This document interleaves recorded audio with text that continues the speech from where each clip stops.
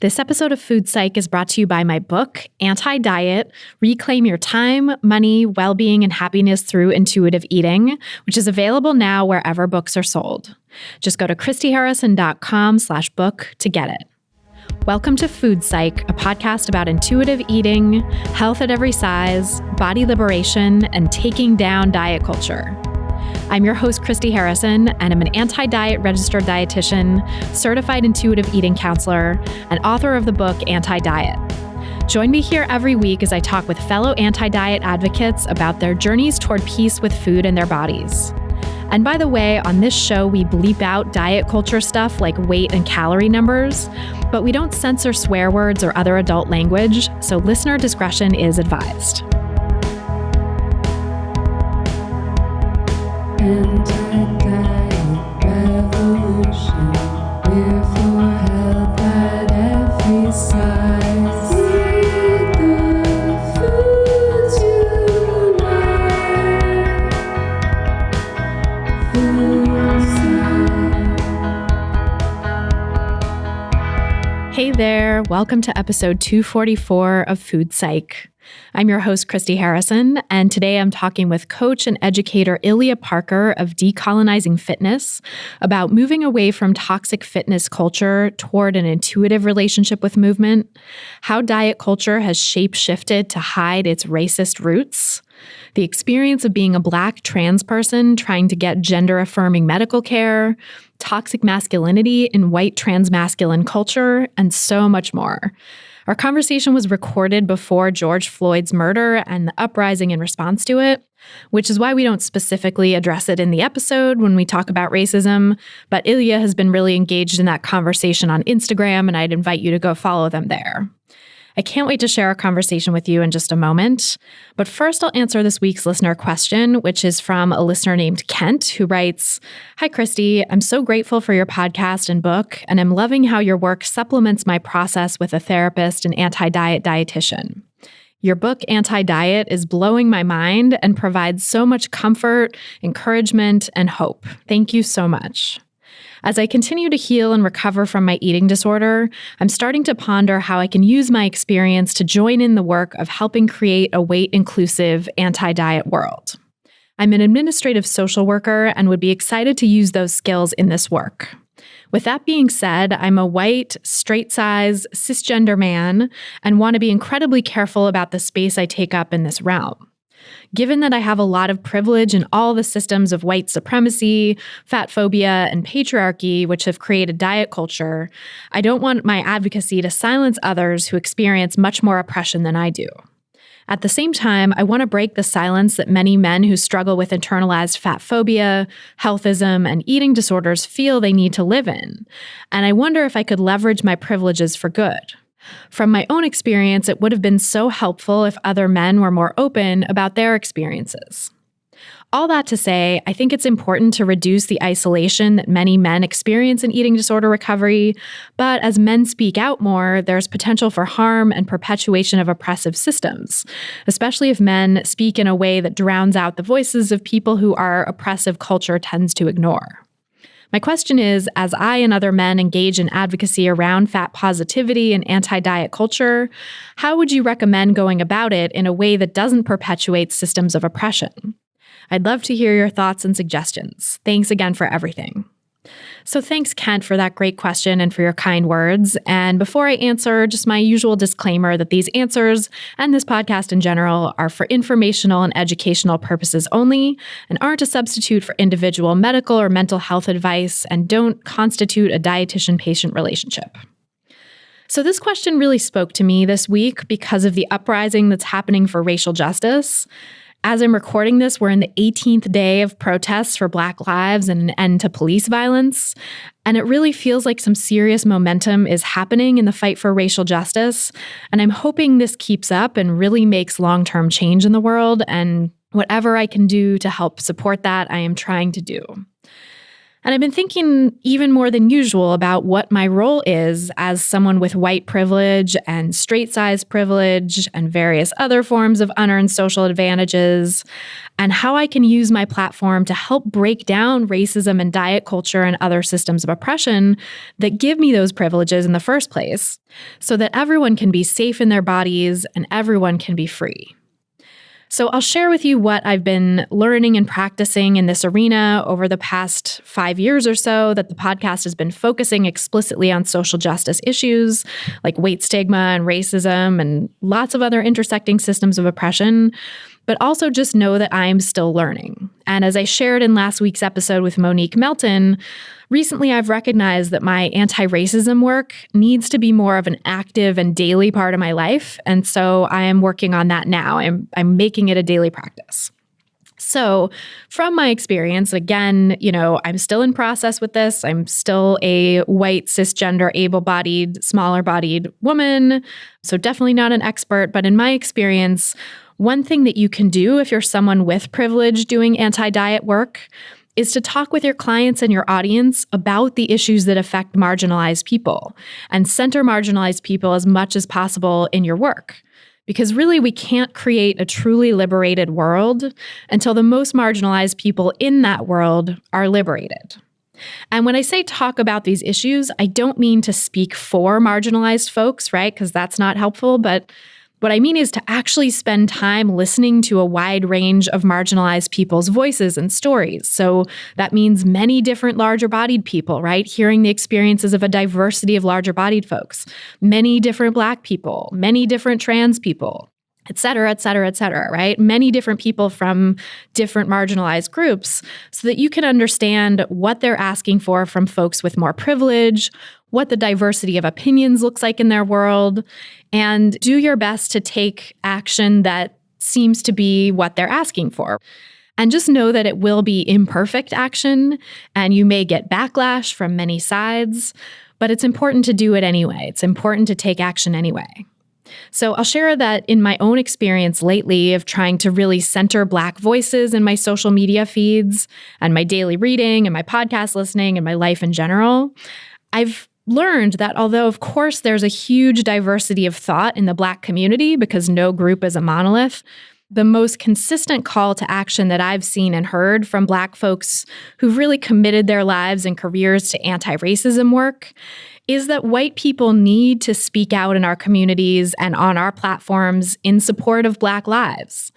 And that we will fuck up and we will have to make amends many times and we'll have to check our privilege constantly, but that it's better to speak up and show up imperfectly for racial justice than not to show up at all.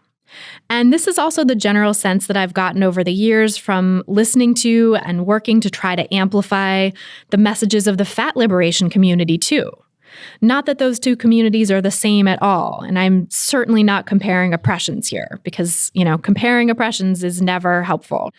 But I've learned through listening that many larger-bodied people, although certainly not all, because again, no group is a monolith, but many larger-bodied folks are asking those of us with straight-size privilege to show up and help fight for their rights and their liberation, especially for those of us who are healthcare providers, because fat phobia in healthcare is rampant and harmful and needs to be stopped so that people can have a safe and compassionate and truly health-promoting experience, right, with providers.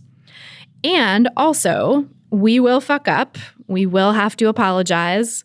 We will have to continually check our privilege. But from what I've learned from listening, again, and listening to a diversity of thought and opinions in the larger body and fat liberation community, it's better to show up imperfectly to fight for justice than to not show up at all. So, Kent, what does that mean for your particular situation as a white, smaller-bodied, cisgender man?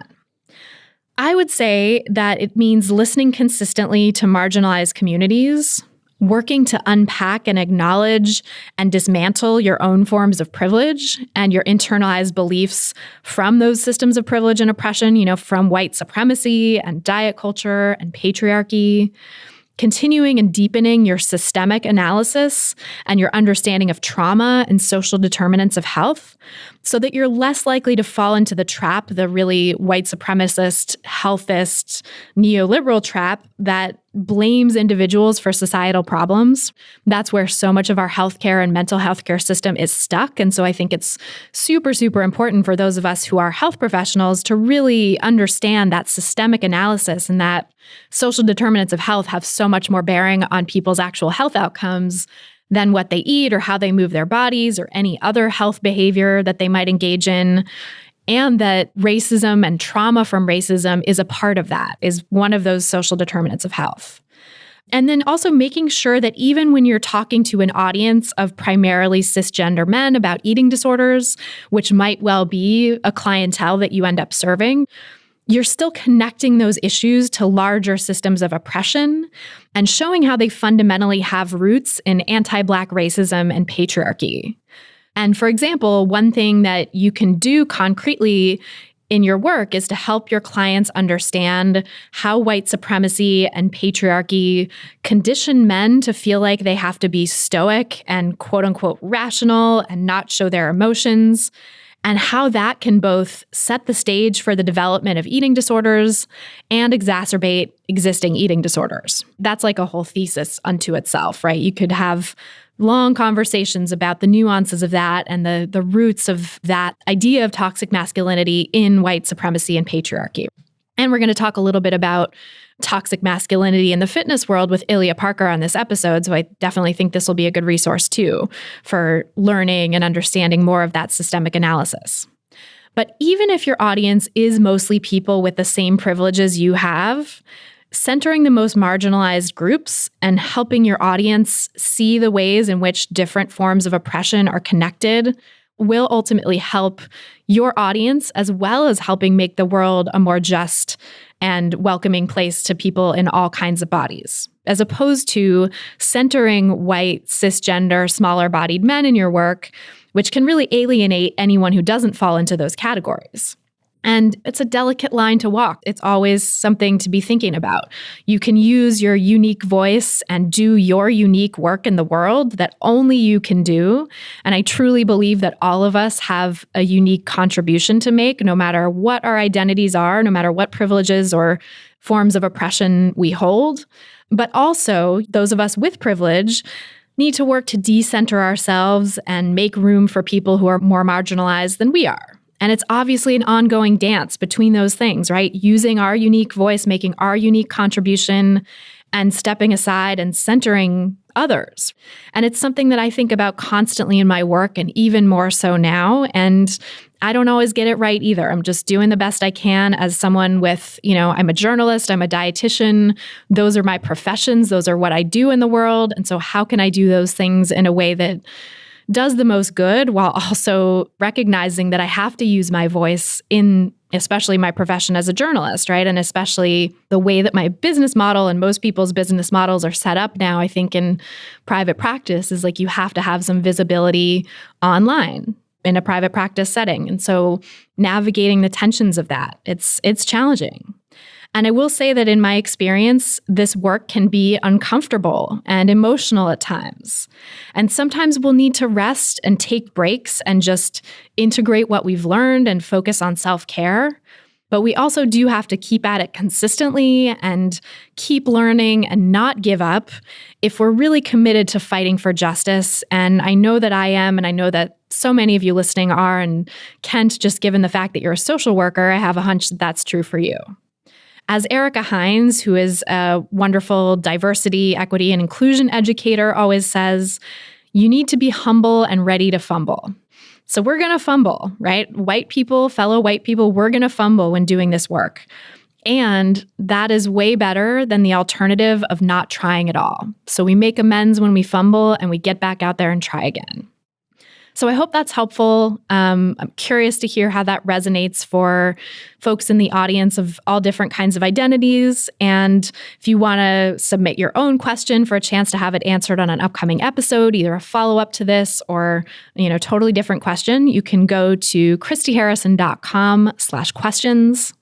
That's christyharrison.com/questions. Then, if you want to have me answer your questions every month and a lot more quickly than I can here, honestly, you can come join my online course, Intuitive Eating Fundamentals, where I do a monthly Q&A podcast just for course participants.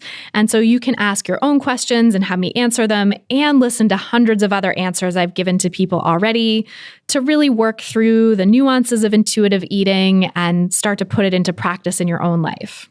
You'll also get a wealth of audio and written content to help you reconnect with your own innate intuitive eating skills in a way that's trauma-informed and as inclusive as possible.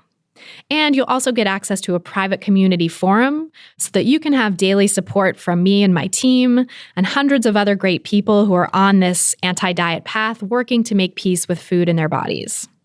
If you're ready to break free from diet culture and reclaim the life it stole from you, you can learn more and sign up for the course or apply for a scholarship at christyharrison.com/course. That's christyharrison.com/course. And now, without any further ado, let's go to my conversation with Ilya Parker. So tell me about your relationship with food growing up.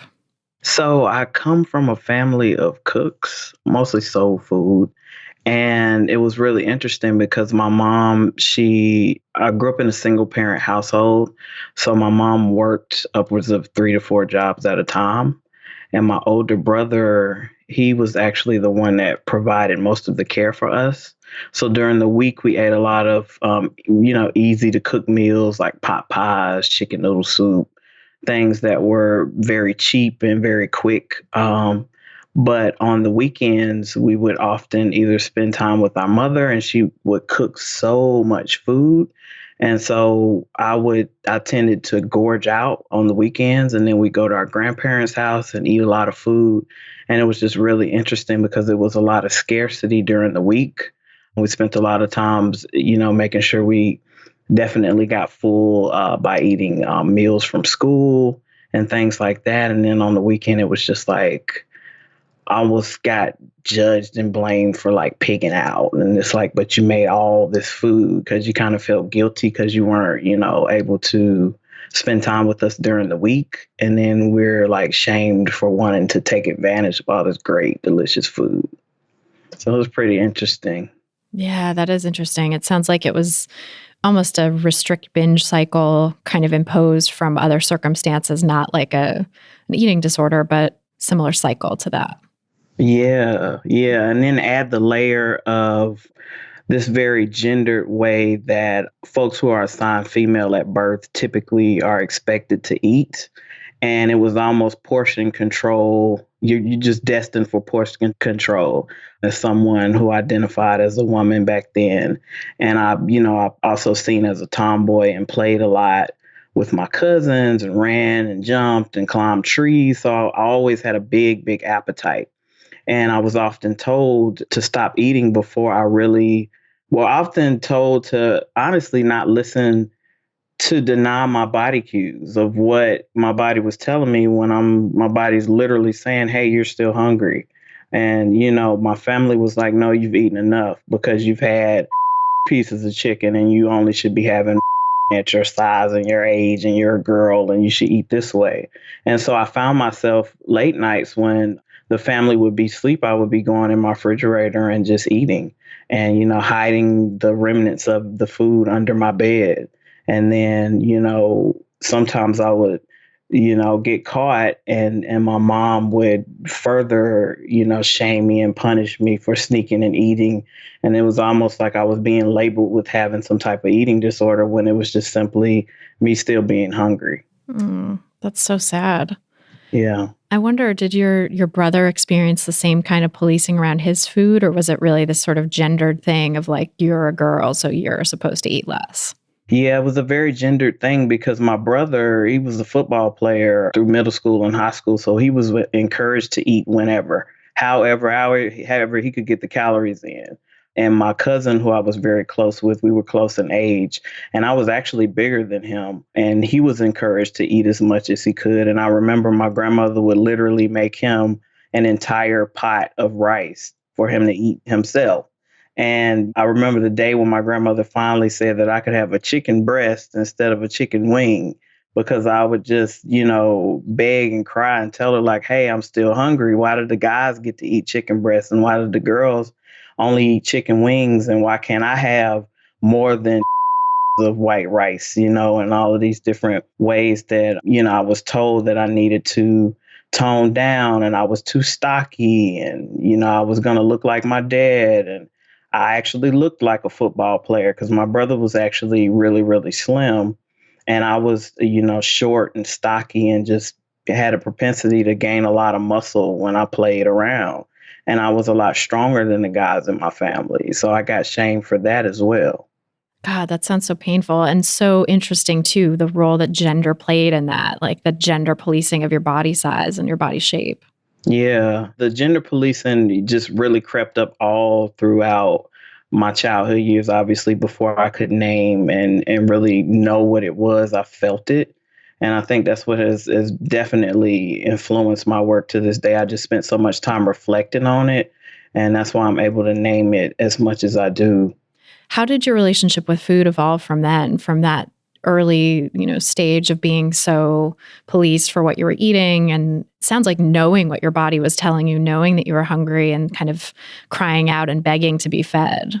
Yeah, I ended up learning how to cook. I spent as much time as I could in the kitchen just so I could eat more. And so my mom just loves to cook and she loves to show people how to cook. And my grandmother did too. So I spent a lot of time with my grandmother and my mom on the weekends cooking. And so when I moved out and I got older, I literally cooked and ate and ate and ate and ate. I would cook huge meals and just eat it myself. I just had no meter for, I often, ate until I was past the point of satiation. I just had no meter for what fullness was. I just was so scared that I would lose food. And I had very difficult times with partners with sharing my food. I'm actually still like my current partner is really helping me work through that now because it just really takes me to a very, very triggered place when I feel like I have to let go of food that I have designated to be mine, even if it's an abundance of food. It's very hard to do that. I mean, it makes so much sense given what you said about how you grew up, where like there was an abundance of food sometimes on the weekends, but it wasn't designated for you. It wasn't like you were allowed to have it or supposed to have it. Right, right. Growing up poor and just not really knowing about dietitians or nutritionists and things like that, and having access to folks who could help you work through what would be considered eating disorders. Just really not knowing anything about that. And honestly, just not even being able to have those conversations. It's just in general in our communities, I just don't think it's a lot of room to have conversations about just the umbrella of services that would go under mental health care. So it's just like if you're born, like I said, assigned female at birth, you're expected to eat a certain way. The only time you may have a little bit of wiggle room is if you're very, very small, or if you're super, super active, or you're in a competitive sport of some sort. But otherwise, you're just expected to not eat a lot. You're expected to fight cravings and all of these different things. And if you're a guy, you can just have free reign. It's so interesting how diet culture has this very gendered experience. And I'm sure there's nuances to that too for people assigned male at birth, but it sounds like disproportionately it falls on people assigned female at birth to restrict and to eat less than what they want and to sort of fight off cravings. Right. Especially when, our culture is very connected through food. A lot of times if we can't afford anything, we can afford food. And even if it's food that we didn't spend a lot of money on, it brings us together. And our love is extended through our food. So it was difficult because those were the times when we had such wonderful, amazing moments where we bonded as community, as family and loved ones. But then also it was so much shame because even when we had a little bit of wiggle room at cookouts to pig out, while we were picking out, we often would hear like our aunties like, oh my God, you eating another plate of potato salad? Oh my God, you gonna feel that tonight? Or, oh, I gotta, and it's just like, it's almost like I just never really had that room except by myself to genuinely enjoy my food. I can imagine then like the sort of lure of that feeling of freedom it would bring when you could cook and eat all the food you wanted when you finally got to live on your own. Yes, it was so much freedom, and it was hard too because I also often wanted to share my food, like to share the love through my food. But like I mentioned about me also feeling like a deep sense of no, you can't take this from me. So it was almost like this tug of war every time I went to cook because I make like huge pans of like sweet potato casserole and baked macaroni and cheese and all the big pans of ribs. And it'd just be me sitting there eating it. That sounds kind of lonely, Yeah, like restorative in a sense, or reparative of the food scarcity you felt, but also lonely that you're not able to share it with someone. right, right. How did you start to notice or work on your relationship with food from there? Like, did it become clear to you at any point that your relationship with food was hemming you in or keeping you from connecting with people more? I think when I started to transition, because I did carry a lot of blame because I physically would get sick from eating so much. So I was like, something's not right. I mean, I'm making huge meals and clearly I can't eat all this food. And when I started to transition, my medical journey was filled with doctors saying, hey, you're pre-diabetic, look at the foods you're eating, oh, you have hypertension now, and you really need to clean your diet up. So I was almost forced to jump on the diet train early on. And then I really kind of pulled back, and not being thankful for a diet, because I definitely don't want to put that out there. But it was a certain mindfulness that I began to carry with food because I literally just didn't pay attention to any of those things. So, those cues that I had early on at a kid, that as a child, that would tell me when I was hungry and tell me when I was full, I had totally lost that wiring along the way. And so when I was forced to kind of really regulate my meals through the diet industrial complex, I was just like, oh shit, let me pay attention to what I'm eating a little bit more. And when I eat this food, I feel this particular way. When I eat this food, I actually feel great. So things like that. And that really started bringing more of a mindfulness and I guess a certain intuition back to my eating. And then I just kind of started chucking the diet stuff away because I was like, that shit don't feel right either. How did your transition kind of play into all this? Because it sounds like you had a really strong sense of who you were, and the fact that you needed to transition was evident to you. So I'm wondering how that kind of came to be. So my transition, it was a little disheartening, honestly, because I came in it very confident, knowing who I was. And because back when I transitioned, it was a lot of medical gatekeeping that was just part of the trans journey. If you wanted to medically transition, which most people did at that time, it was being forced into therapy in order to get a therapist to sign off for the medical doctor to prescribe you hormones. So you're having a therapist tell you that you have a gender identity disorder, which that's no more at this time.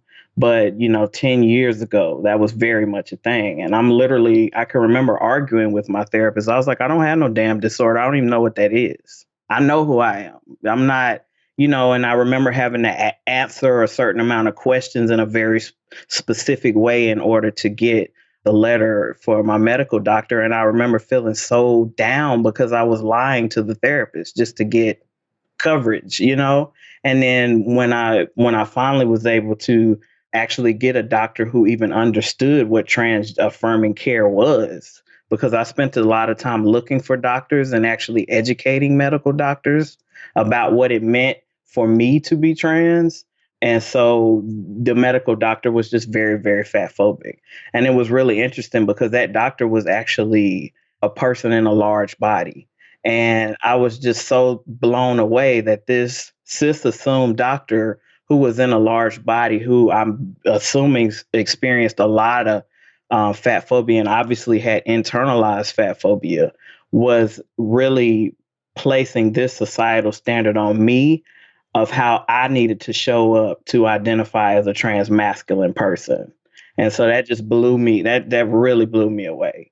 And then, once I started taking testosterone, I just went down again down the diet train and the toxic fitness train because I felt like I had to look like what a cis man should present in Western culture.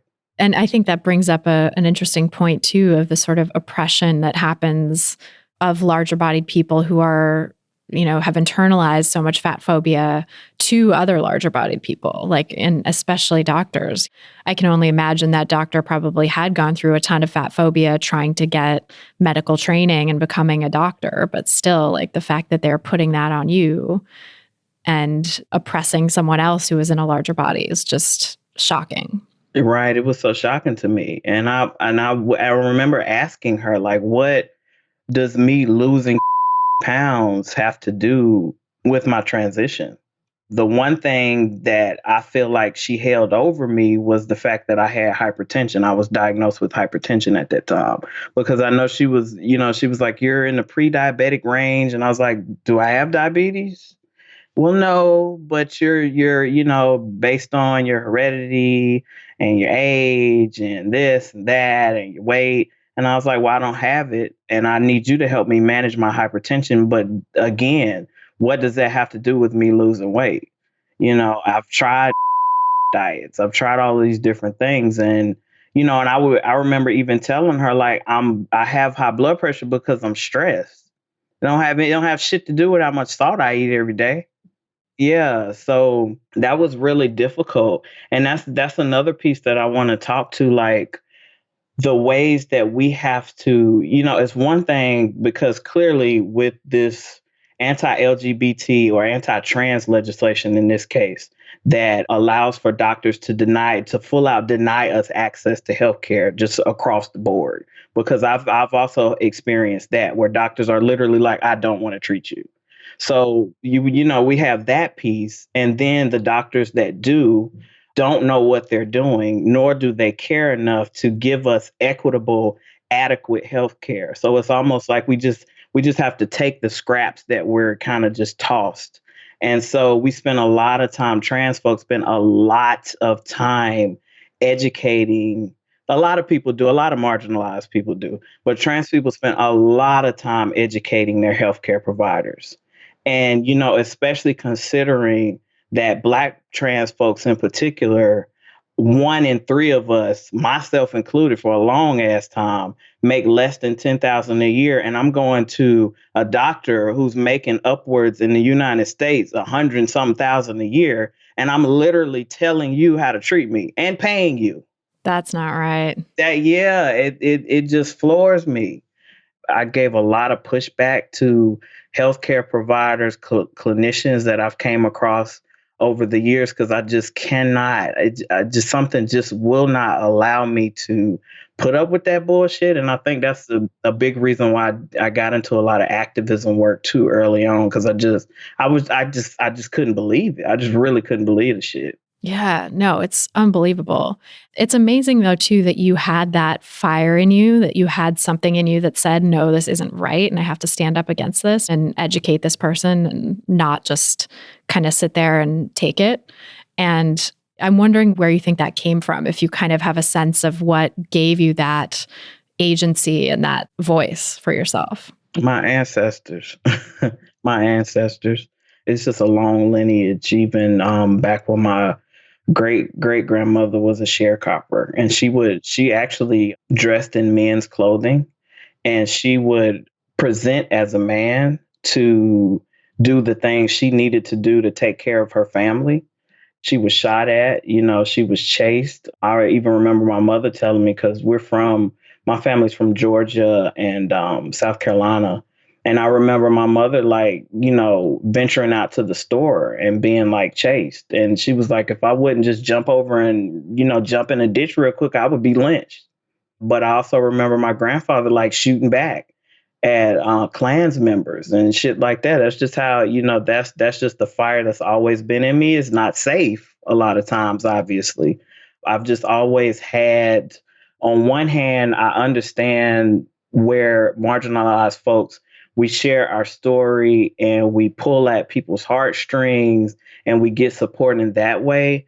But I always have felt this just need to bring that empowerment within that struggle story. That's just what I've always like wrapped my support in when I support my community. Oh, I love that. Thank you. That's a cool lineage to come from. Like, wow. Thank you. That's awesome. And it's interesting. It's just sort of striking me how, with that lineage of like fighting back against oppression and literally shooting back your grandfather, like how cool is that? I mean, Yeah. I wish he didn't have to do that because like, fuck those people who were shooting at him, but Right. to come from that lineage and to have that sort of background. And then also your mom and grandmother sounded like they were part of diet culture too, right? Which is so steeped in white supremacy. I think the way that diet culture has like morphed and shape shifted, it doesn't show those roots. And like a lot of people don't know about those roots. And it's only with recent scholarship with like Sabrina Strings and some other scholars writing and talking about this stuff that it's sort of come to light how tied up diet culture and white supremacy are.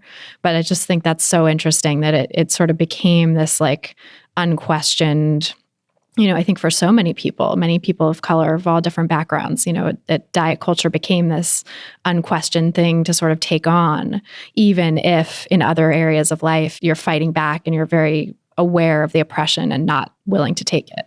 Right. Yeah. That white supremacy rears its ugly head in a lot of ways. I often think about the octopus with the tentacles just stretching in every facet of society.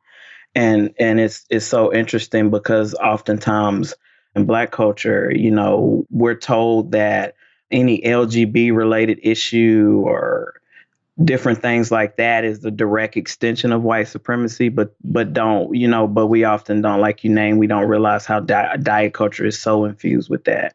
And it's just so just incessant throughout every part of our culture. And especially considering so much good food that we share with each other. And then we just police and police and police. The way soul food is just policed now, it's just ridiculous. Yeah. And there's this like sort of redundant drumbeat in white American culture and mainstream culture, maybe in general, that says like soul food is bad for you. Like, I cringe to think about like, I don't know, 12, 15 years ago or something. I've been a journalist for like 17 plus years. That was my first career coming out of college. And, I wrote a lot about food. That was my first beat with journalism, was like food and nutrition and health. And I wrote a piece that was like, had a headline that was something like soul food, not so good for the body or something like that. And God, like, and I was like quoting someone else who had said that, and it was, but just sort of taking that on and sort of reflexively repeating that. And in my early public health career and going back to school even to study public health nutrition, it was all about like, how can we save these poor people from their toxic food environment and these food choices that are quote unquote unhealthy. And that was just this like inherited diet culture, inherited white supremacy that I was not examining, didn't even really know was there. It was just like, this is what it is to be a public health nutrition professional. This is what it is to be a food and nutrition writer in the 21st century, early 21st century, and like, yeah, it just makes me cringe so much to think about that now because it's so insensitive and so unaware of like the true meanings that food has for people and the deep connections that people have over food. And that is so real. And even showing up in current society, in this political or in this moment we're sharing now, this global pandemic, the chaos that we're going through. And Black folks are literally being blamed because we ain't eating the right shit. We're being blamed for that. It's a freaking virus. It is no way beyond washing your hands and social distancing yourself. It's like, but that's the other piece to diet culture that has directly affected me, is the way that we are often told that our medical conditions are a direct result of food. Always, always, always. I've spent so much time trying to undo the blame that I've put on myself for my hypertension because I'm currently on 3 blood pressure medications, and I'll be 41 in July. And I was diagnosed with hypertension at like 23 years old. I almost had a stroke at work. I literally blacked out, and I woke up in the ER. And, and the doctor was just like, your blood pressure is, oh my God, you almost had a stroke. Like your blood pressure is so high. And, I'm just like, oh shit. And at that time I was in a larger body than I am now. I was supposedly just eating things that, what we would deem not good in diet culture. And I instantly blamed myself, but I also had a lot of stress going on in my life at that time, and then the environmental factors of racism and all the other bullshit we carry and the generational trauma that we carry as Black folks. And I had a lot of that I just did not know was a direct reflection of me having hypertension. And still now my hypertension is managed, but I still carry it. And it's just a part of me, and I have history of diabetes, history of strokes, history of heart disease on both sides of my family.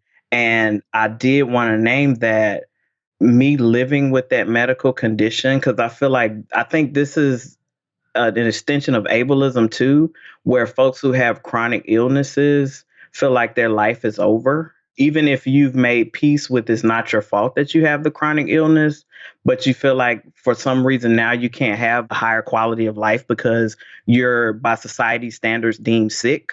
I really had to do a lot of unpacking of that because I love the way my body shows up now. I'm appreciative of what it has to offer, and it just is what it is, chronic illness or not. I think that's so powerful and important to name too, because I'm also someone who lives with multiple chronic illnesses, and the self-blame is so real. The self-blame is so part of it. I feel like anytime, and I think it's especially true when you live in a marginalized group, because then the sort of heritage of blame is following you. And this idea of like, it's not just me and my individual choices, but like my culture's choices that are to blame. And which is so untrue and so stigmatizing. But that stigma is really there. And I think for anyone with chronic illness, there's the stigma of like, what did you do to bring it on yourself? And what can, the sort of implication, even if you're not consciously believing that, the implication that you have to do something and like radically overhaul your lifestyle in order to manage the disease sort of implies that you were doing something wrong beforehand. And that, what you might want to do by default is wrong and bad, and that you have to change yourself. Right. That's so true. And I was following some folks, fast forward a little bit, because I started getting into doing my own work, and I wouldn't encourage this per se, but I learned a lot via Instagram, because I follow accounts like yours and a lot of amazing accounts that provided good language and just kind of like a place to build your tool bag to explore more. And, and I will say this on a side note, I love that now with the surge of all of these really like educational type of accounts, unpacking and removing themselves from toxic diet, toxic fitness culture, we can learn a lot, because I learned about healthism, I learned about intuitive eating all through the internet, but now people are making these services accessible so I actually can talk to someone about it, as opposed to trying to like learn stuff, bits and pieces on the internet and then trying to, what I mean? I really still really truly need to like talk to someone who understands this and can help support folks through that journey. I've been doing a lot more studying of where healthism came from and how it still shows up in my life, even like I named with ableism. And I think it's really ableism and healthism when it comes to my chronic illness. And I was just like, oh shit, like the rabbit hole is deep. So yeah, so I would love to shout out a couple of Instagram accounts real quick if I could. Yeah, totally. Be Nourished. And I'm pretty sure, I know you interviewed probably all the accounts I'm going to share it. I'm sure you interviewed everybody. The Fat Sex Therapist, Sonali Rashatwar, and Red Tulips and Deadlifts. Red Tulips _deadlifts is another amazing account. I've learned so much from those three. Oh my goodness. Please follow them. Yeah, so good. We'll put links to those in the show notes too. And yeah, I've interviewed, I think, 2 of the 3 of those accounts, the people behind them. So we'll put links to the podcast episodes too. Thank you. Oh, and one more, the queer counselor. Oh, yes. Yes. So great. Yes. So how did you get to the place that you were able to start taking in those messages? Because I'm sure when you were dieting, when you were first trying to transition and you were put on a diet for that, there was probably a moment of buying into diet culture and kind of thinking, okay, I'm going to do this. I'm going to shrink my body in order to be able to get the care I need. So how did you start to like unpack and untangle that? Yeah, that's a good question. Doing a lot of social justice work, I came across some of my comrades who were doing fat liberation work at the time. And so then I started learning about the diet, quote unquote, diet industry outside of mainstream like dieting. And so I did a little bit of research, started reading, and I was like, oh shit, anything that started from like a merged up from a radical existence like fat liberation, I was like, oh, I'm with it. And so I really tried to really sit back, and I'm still untangling a lot of this. Just really tried to sit back and think about how all of the ways diet culture showed up in my life. And the first thing I did was just tell myself it was okay to eat whatever I wanted. Because this was also at a time when I was very much into my medical transition, and I was super, super duper big on modifying my body. So I had kind of conflicting messages. On one hand, I had my social justice buddies who were, all about fat liberation and really unpacking fat phobia and telling me about ableism and learning all of these different things. And then on the other hand, I had a subculture of the trans male community, which was fueled by a lot of white, cis aligned trans men who were very much into diet culture and toxic fitness culture. But they just had a hold on like YouTube and social media just because they had access to resources and could put videos up. And so a lot of trans male folks or trans masculine people find their entrance into trans subculture through this vehicle of like white trans men.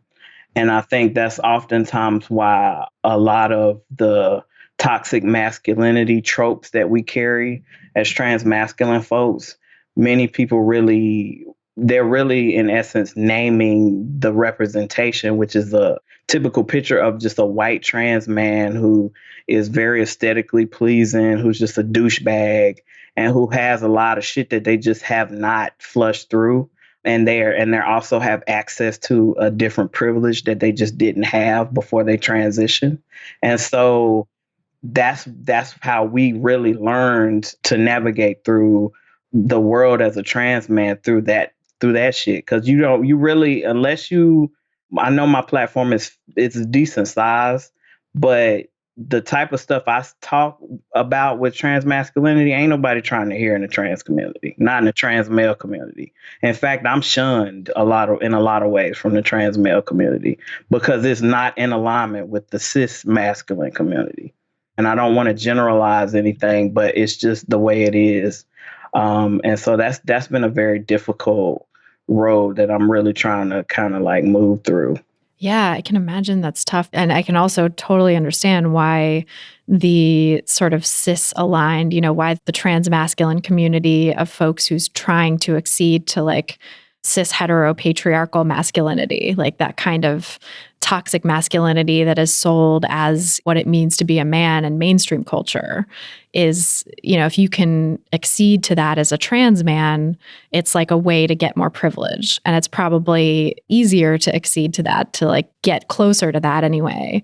If you are a white trans man who is in a relatively thin, able body, who's relatively young, who's, a lot of the other things that bring along a lot of privilege.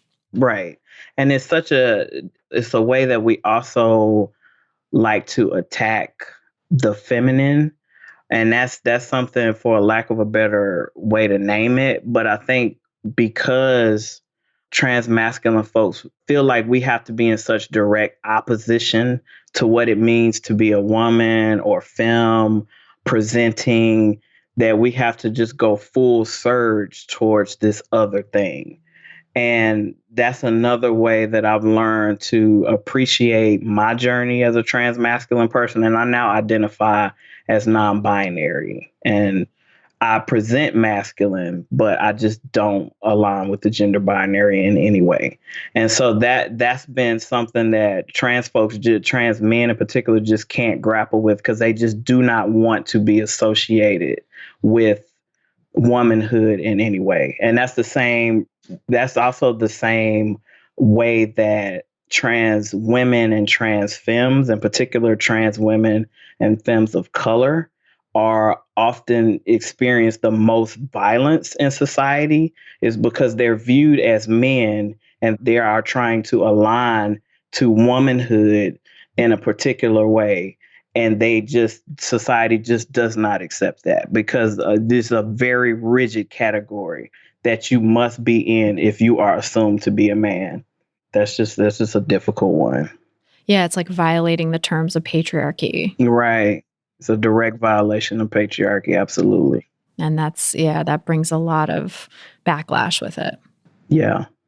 I'm so curious how this all unfolded for you in terms of your career as a personal trainer too, because you've been doing this work a long time, personal training, and it sounded like it kind of came along with your transition and sort of your getting deeper into like gender politics and understanding the nuances and maybe moving away from toxic masculinity and also moving away from diet culture, right? So how did your career as a personal trainer kind of move away from those things that I imagine it probably started with, because fitness culture really is so steeped in diet culture and in kind of cisgender norms of bodies and toxic masculinity in particular?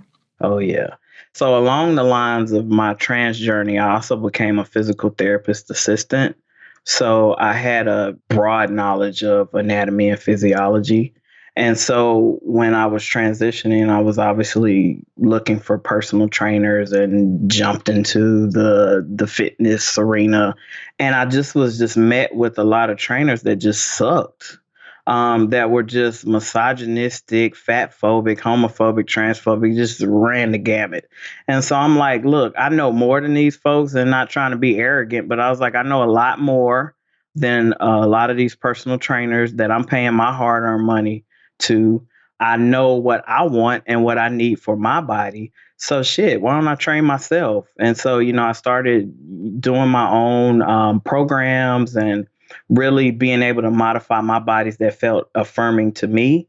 And so then I just started working with my friends who primarily were trans masculine folks, and they were getting good results and things like that. And when I started, I very much was part of toxic fitness culture and diet culture, even though I had a little bit of nuance. I still was doing macro coaching and all of that type of stuff.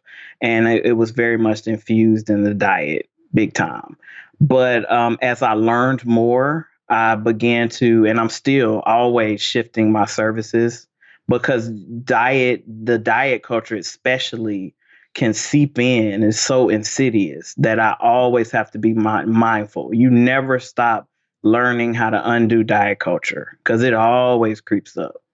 And so fast forward, I then started infusing my social justice work. And I was like, hey, let me make a business out of this. And that's where we are today.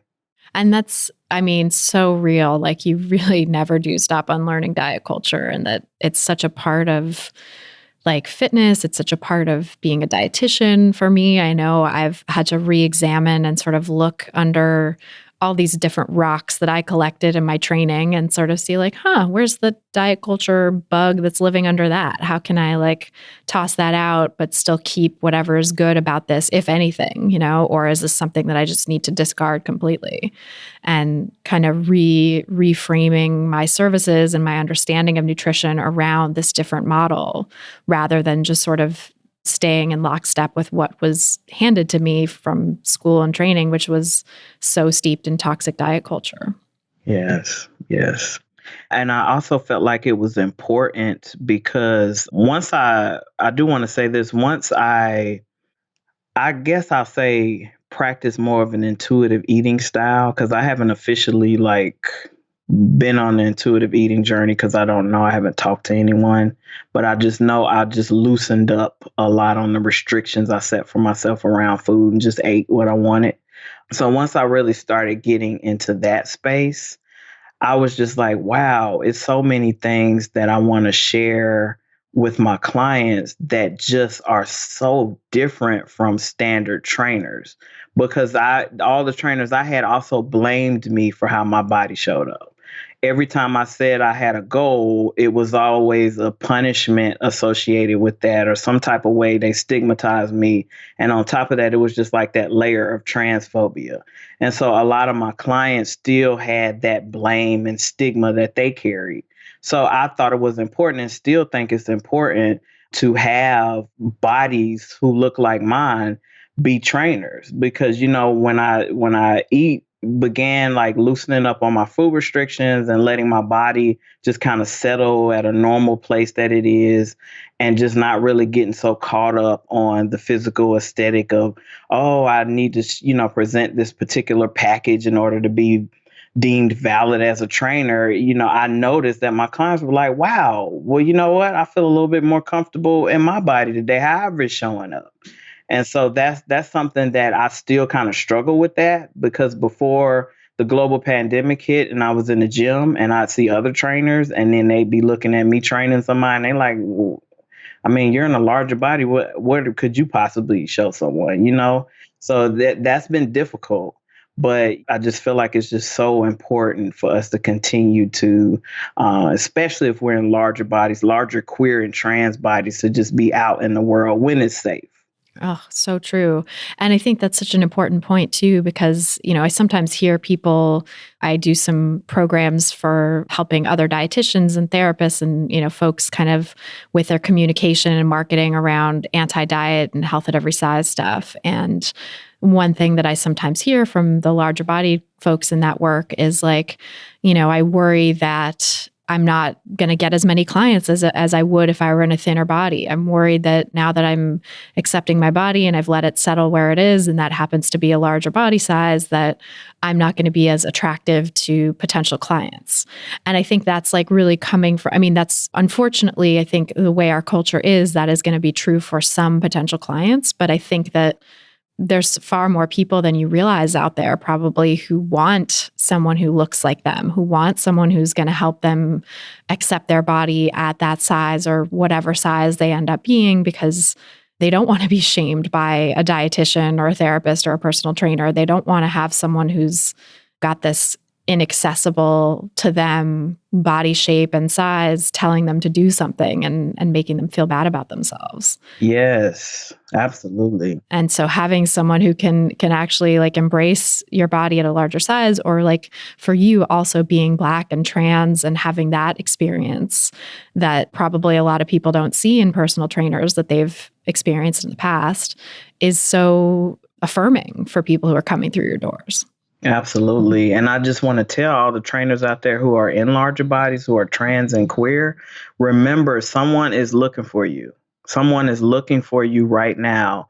And if they don't see us, they settle and they have to end up with someone that continues to oppress them in an already oppressive society that we're living in. So if you have the resources and you really want to get out there and you really feel passionately about providing affirming, affordable services to folks, you can do it. That's what I have to tell myself every day, because I have so many people that hit me up and I'm just shocked. Like when I'm sitting and I'm recording a video and it's as simple as me doing toe taps in a chair, and I have people messaging me like, wow, I really needed to see that.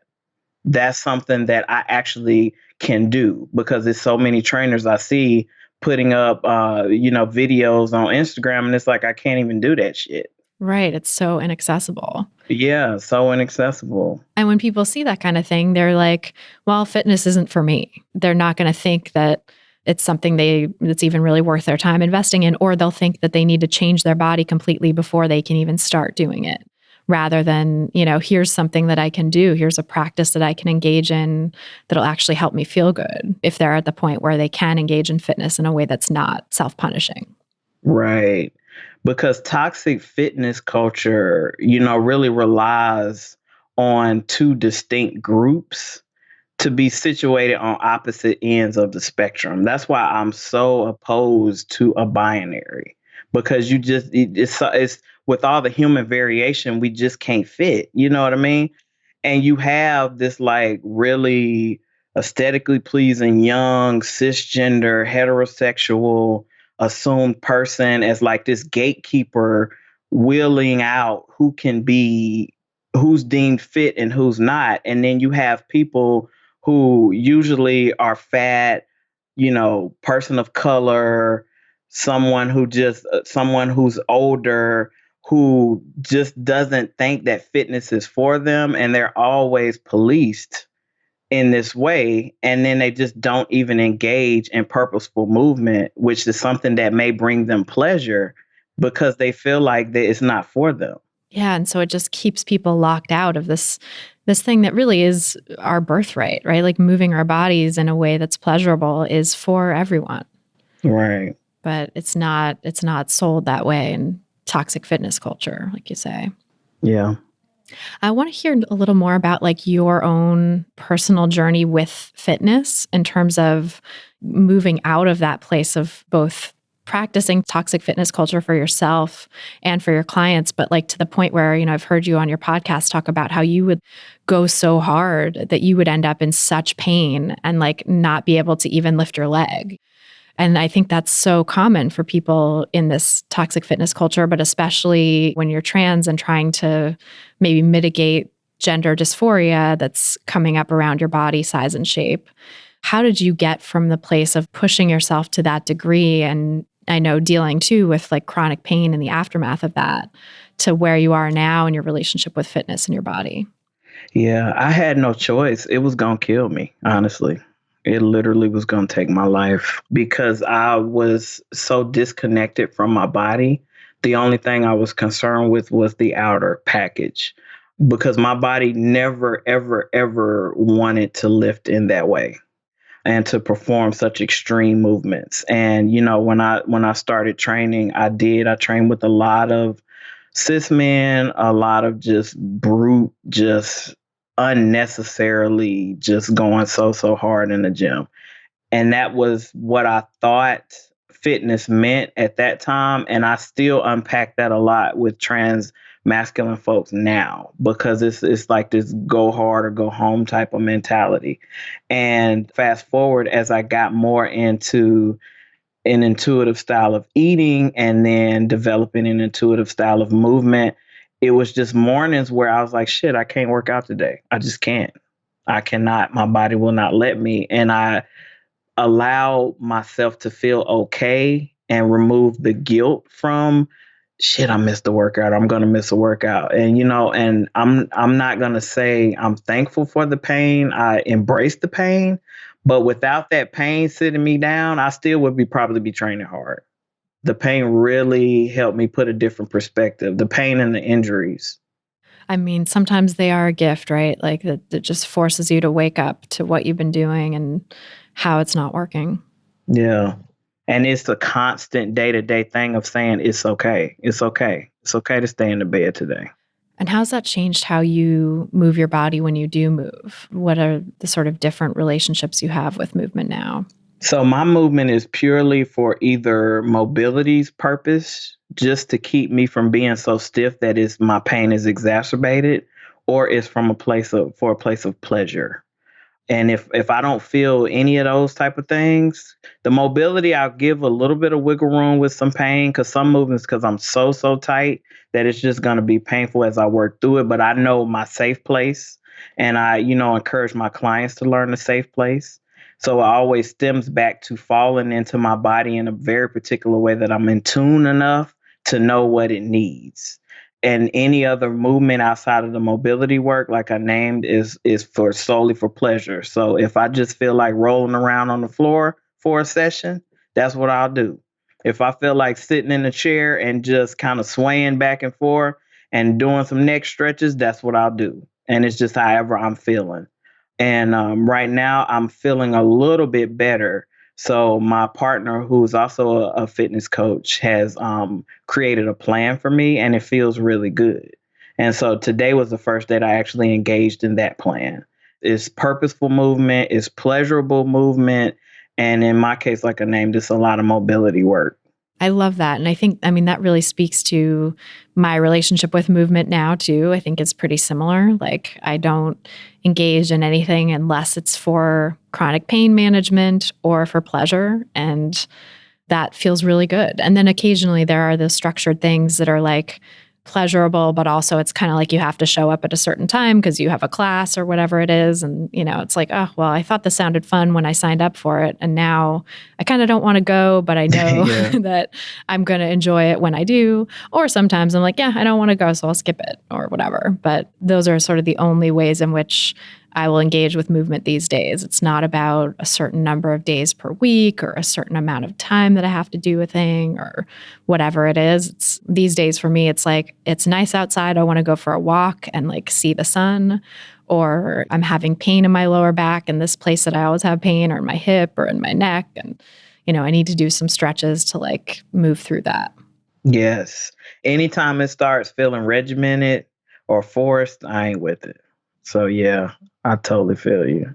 And can you tell us a little more about how people can work with you and engage in fitness with you online? I know right now it's going to be all online because we're in the midst of a global pandemic whose end is not yet in sight, I think. Yeah. But eventually, maybe they can also work with you in person. Yes, absolutely. So right now you can go on my website, and on the homepage, I have a PT questionnaire that just kind of asks for a little bit more information about you and see if we'd be a good fit.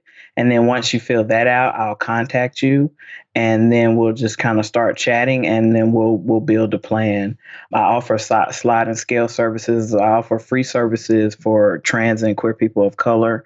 I do have a scholarship fund that's linked to my merchandise sales. 75% of my profits made from my t-shirts goes into the scholarship fund, which has actually been severely depleted because of the pandemic.